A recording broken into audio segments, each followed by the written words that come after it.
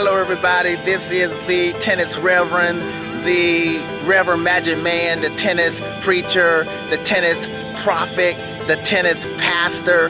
People, get your minds back from Wimbledon, get on your plane, come straight to New York. I'm already mentally at the US Open. Okay, we got some really exciting news here. Now y'all may have heard that Federer, he can retake the number one spot, number one player, and be the number one player in the. He can actually be the oldest player to be number one in the world. They saying that he could actually easily retake the number one spot. And so that's what I want to talk about. You know what, man? I'm gonna tell you what I like about this. Federer, he's embracing it. He said he want to be number one again. And you know what? I'm going to go farther than that.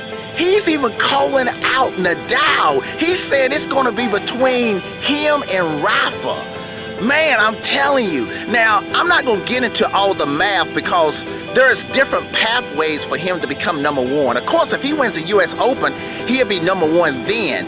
But it all depends on how well Nadal plays during the hard court season, during these next few tournaments, Toronto tournament, the Cincinnati tournament. So, but like I said before, what I like about it is that Federer, he's embracing it. He has it mapped out. He wants to be number one in the world again. I'm going to tell you people, if he regained the number one spot as the oldest player too in the history of the game to be number one, I mean, for anybody that don't think he's the greatest of all time, you need to come talk to me because I'm going to tell you you're crazy.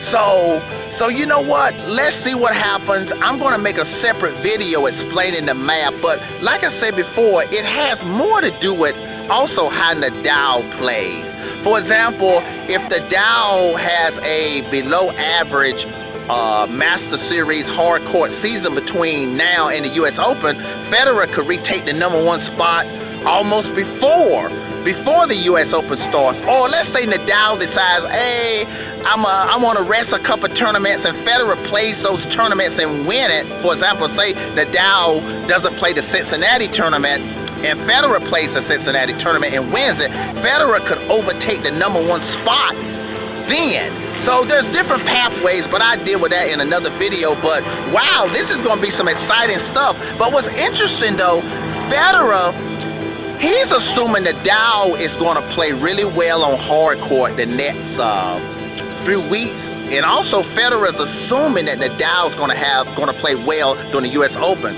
So Federer, what his pathway, this is what's funny, he's already mapped it out. He's saying it's going to come down to that end of the year tournament, which Federer plays very well in. So he said it's going to be between him and Rafa. He's did 3 or 4 interviews the last couple of days. He said it's between him and Rafael Nadal. Like Federer say, him and Rafa, they're going to battle it out for number one in the next few months. So we got some exciting tennis, people. That's it for me. I do more on this Federer maybe becoming number one again. This is the Reverend Magic Man signing off, the tennis pastor, the tennis prophet, the tennis psychic.